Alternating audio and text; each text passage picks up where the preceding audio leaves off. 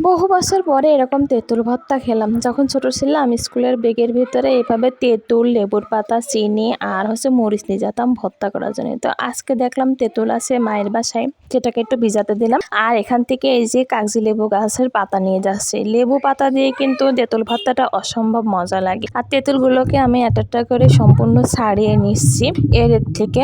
তো তেঁতুলগুলো ভিজাই রাখলে একটু নরম হয়, তো তখন ভর্তা করলে খেতে খুব মজা লাগে। মায়ের বাসায় আসছি, কেমন যেন একটা মাতলা মাতলা লাগছে, মানে এতটা ঘুম পাচ্ছে, আমি সারাক্ষণ ঘুম থেকে তো উঠতেই পারছি না। তাই ভাবলাম একটু তেঁতুল ভর্তা খাই।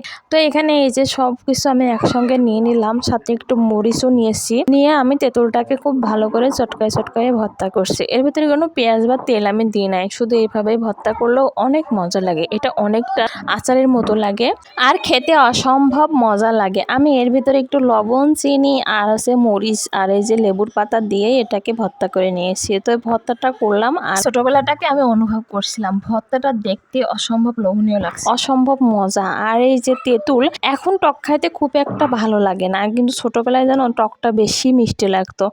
আমি তেঁতুলটাকে খাচ্ছি আর সেই ছোটবেলাকে অনুভব করছি। আহা, কি সুন্দর ছিল সেই দিনগুলো। আসলে ছোটবেলার মতন দিন কখনো আর ফিরে আসে না। তো কে কে খেয়েছো এভাবে তেঁতুল ভর্তা, আর কে কে খাওনি? না খাইলে কিন্তু এভাবে ভর্তা করে খেতে পারো। আজকে পর্যন্ত, আল্লাহ হাফেজ, টাটা।